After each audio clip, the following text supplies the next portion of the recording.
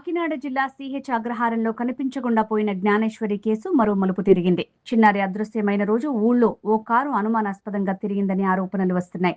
2 రోజుల ముందు నుంచి కారు అనుమానాస్పదంగా తిరిగిందని, అదే కారు జ్ఞానేశ్వరి తాతను కూడా ఢీకొట్టినట్టు బంధువులు ఆరోపిస్తున్నారు. ఈ నేపథ్యంలో తుని పోలీసులు ఆ దిశగా దర్యాప్తు చేపట్టారు. పాప కనిపించకుండా పోయి ఇప్పటికీ నెల రోజులు దాటింది. కాకినాడ జిల్లా తునిలో అదృశ్యమైన 2 ఏళ్ల చిన్నారి జ్ఞానేశ్వరి కేసులో మరో ట్విస్ట్ చోటు చేసుకుంది. సిహెచ్ అగ్రహారం గ్రామంలో ఉండే చిన్నారి జ్ఞానేశ్వరి జూన్ 6వ తేదీ నుంచి కనిపించకుండా పోయింది.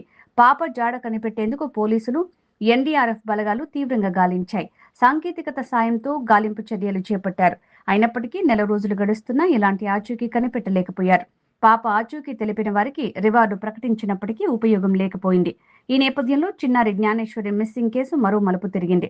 జ్ఞానేశ్వరి కనిపించకుండా పోయిన జూన్ 6వ తేదీ ఓ కారు అనుమానాస్పదంగా తిరిగినట్టు తెలిసింది. చిన్నారి అదృశ్యం కావటానికి 2 రోజుల ముందు నుంచి ఆ కారు అనుమానాస్పదంగా తిరిగినట్టు తెలిసింది. అదే కారు నర్సీపట్నం సమీపంలో జ్ఞానేశ్వరి తాతను ఢీకొట్టినట్టు చిన్నారి బంధువులు చెప్తున్నారు. ఈ నేపథ్యంలో ఆ కారు, అందులోని వ్యక్తులపై అనుమానాలు వ్యక్తం చేస్తున్నారు. దీంతో పోలీసులు ఆ కోణంలోనూ దర్యాప్తు జరుపుతున్నారు. ఆ కారు ఎవరిది, ఎక్కడి నుంచి వచ్చింది అనే దానిపై పోలీసులు లోతుగా ఆరా తీస్తున్నారు. కారు గురించి వివరాలు తెలుసుకునే పాప ఆచూకీని కనిపెట్టడంలో కీలకంగా మారుతుందనే అభిప్రాయాలు వ్యక్తమవుతున్నాయి. మరోవైపు చిన్నారి జ్ఞానేశ్వరి ఆచూకీ కనిపెట్టేందుకు 12 టీమ్స్ రంగంలోకి దిగాయి. వివిధ కోణాల్లో దర్యాప్తు జరిపారు. ఎవరైనా కిడ్నాప్ చేశారా, లేక క్రూర మృగాలు ఏవైనా లాక్కెళ్లాయా అనే కోణంలోనూ దర్యాప్తు జరిగింది. అయితే ఏ విషయంలోనూ పోలీసులకు ఆధారాలు లభించలేదు.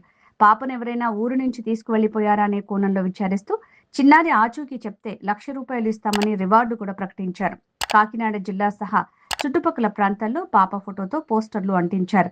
జ్ఞానేశ్వరి సమాచారం ఇచ్చిన వారి వివరాలను రహస్యంగా ఉంచుతామంటున్న పోలీసులు, పాప ఆచూకీ తెలిస్తే 9440796508, 9440796531, 9440796573 ఫోన్ నంబర్లకు సమాచారం ఇవ్వాలని కోరుతున్నారు.